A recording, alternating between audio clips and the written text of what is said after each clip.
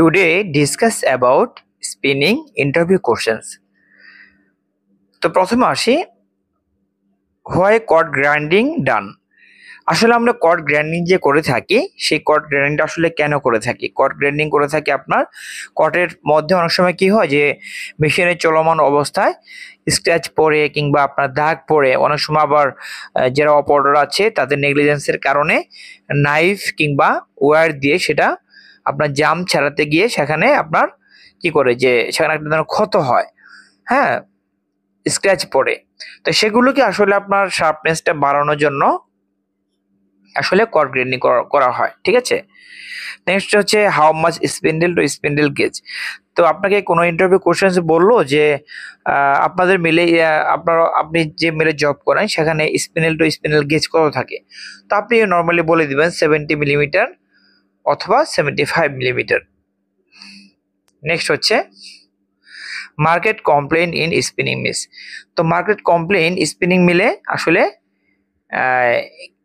আসলে কি কি আসে, যে আসলে আমরা অনেক সময় দেখতে পাই যে মার্কেট কমপ্লেইন চলে এসেছে, সেই মার্কেট কমপ্লেইন গুলোর নাম কি? সেটা হচ্ছে হোল আসতে পারে আপনার যখন আপনার নিটিং এ কোনো সুতো চালানো হয় সেক্ষেত্রে আপনার ব্রেকেজের কারণে হ্যাঁ হোলের সৃষ্টি হয়। এটা আসলে স্পিনিং ফল্ট, ঠিক আছে। সেটা হতে পারে যে স্ল্যাবের ডায়া যদি আপনার বেশি থাকে প্রয়োজনের তুলনায়, সেক্ষেত্রে আপনার পরবর্তীতে যে কি হবে, যে ব্রেকেজ হবে। অথবা অটোকন মেশিনের চলমান অবস্থা ডাবল ইয়ার্ন চলে গেছে, সেক্ষেত্রে যখন এটা আপনার নিডিং এ চলমান থাকবে তখন আপনার নিডেল ব্রেকেজ হবে, আলটিমেটলি ফ্যাব্রিকে হোল ক্রিয়েট হবে। আর হচ্ছে যে যদি আপনার কার্ডিং এর ন্যাপসের সাইজ বড় থাকে সেক্ষেত্রে আপনার ফ্যাব্রিকে হোল আসতে পারে, ঠিক আছে। তো এরপর হচ্ছে পার্টটা আসলে এটা একটা স্পিনিং ফল্ট, যে আপনার ইয়ার্ন ফল্ট, হ্যাঁ, এই স্পিনিং ইয়ার্ন ফল্টের কারণে হয়ে থাকে। এটা একটা মার্কেট কমপ্লেইন স্পিনিং এর। তো পার্টটা দুই ধরনের হতে পারে, একটা হচ্ছে সিঙ্গেল ইয়ার্ন পার্টটা, একটা হচ্ছে ডাবল ইয়ার্ন পার্টটা, ঠিক আছে। একটা হচ্ছে সিঙ্গেল ইয়ার্ন পার্টটা আর একটা হচ্ছে আপনার মিক্সিং এর যে পার্টটা থাকে সেই পার্টটা, হ্যাঁ, মিক্সিং পার্টটা যেটা হয়ে থাকে। তো সিঙ্গেল ইয়ার্ন পার্টটা সাধারণত আপনার আসে হচ্ছে যদি আপনার অনেক সময় কি হয় যে রিং মেশিনের ড্রপার যারা আছে তারা কিন্তু কি করে যে ধরুন একটা মেশিনে 30 কাউন্ট চলছে, সেখানে 24 কাউন্টের কপস দিয়ে পিচিং করে দিল, তাহলে সিঙ্গেল ইয়ার্ন পার্টটা আসবে, ঠিক আছে। তো সেটা অটোকনের কাউন্ট মিস কারণে হতে পারে। আর হচ্ছে যেটা আপনার মিক্সিং পার্টটা যেটা বলবো, মিক্সিং পার্টটা হচ্ছে আপনার সেই কাপড়ে যখন পাট্টাটা আসবে সেটা কিন্তু ওই যে যখন আপনার বৃষ্টি আসার আগে যে মেঘ আচ্ছন্ন হয়, হ্যাঁ, তো ওরকম একটা ওই টাইপের একটা পাট্টা চলে আসে। এটা আসলে কি কারণে আসতে পারে?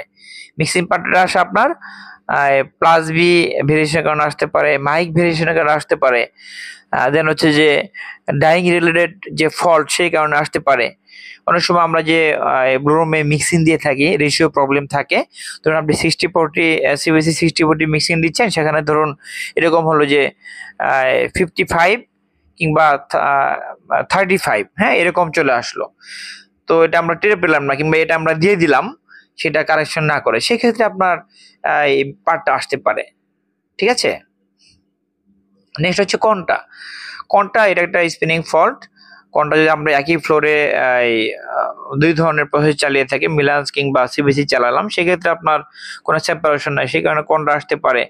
অথবা আমরা যখন বেলের মধ্যে যখন আমরা রকটন নিয়ে আসি, রকটনের মধ্যে অনেক সময় কনটা থাকে, সেগুলো বাছাই না করে আমরা দিয়ে দিচ্ছি, হ্যাঁ। তো এই বিষয়গুলো থাকে আর কি। এটা একটা স্পিনিং ফল্ট। দেন হচ্ছে ব্ল্যাক স্পট এটা একটা ফল্ট। ব্ল্যাক স্পট সাধারণত আমাদের যেটা করতে হবে যে আপনার এই কার্ডিং এ ভালোভাবে ক্লিন করতে হবে।